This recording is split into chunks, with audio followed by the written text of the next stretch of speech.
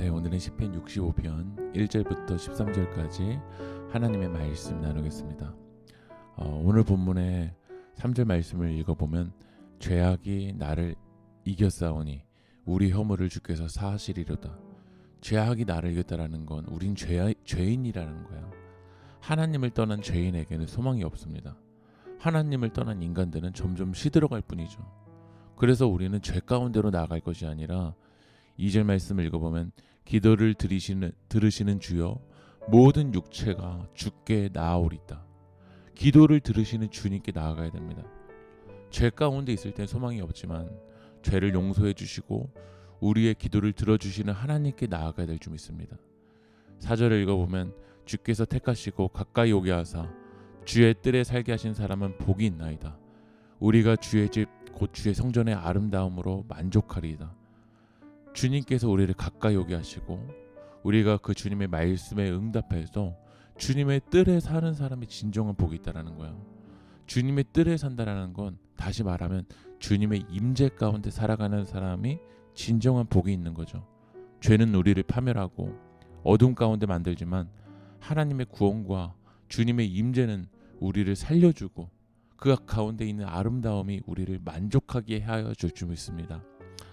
여러분이 하나님 앞에 나아갈 때 5절을 읽어보면 우리 구원의 하나님이시오 땅의 모든 끝과 먼 바다에 있는 자가 의지할 주께서 의를 따라 어미하신 일로 우리에게 응답하시리로다. 땅의 모든 끝과 먼 바다에 있는 이 세상의 모든 만물을 만드신 하나님께서 그 구원의 하나님께서 주님 앞에 나아갈 때 응답하여 주신다라는 거예요. 구원의 역사로 우리를 일으켜 주실 줄 믿습니다. 우리를 구원하여 주신 것뿐만 아니라 우리가 이 땅을 살아갈 때 하나님은 9절을 보면 땅을 돌보사 물을 내어 심히 윤택하게 하시며 하나님의 강에 물이 가득하게 하시고 이같이 땅을 예비하신 후에 그들에게 곡식을 주시나이다. 땅을 돌봐주세요. 물을 주세요. 하나님의 강에 물이 가득하게 하세요. 그러니까 죄는 우리를 파멸시키고 시들게 만들지만 구원의 하나님, 생명의 하나님은 우리를 돌봐주시고 물이 가득하게 하시고 우리가 살아갈 수 있게 해주신다라는 거야. 우리가 살 수 있는 거 다시 말하지만 11절 말씀 읽고 마치겠습니다.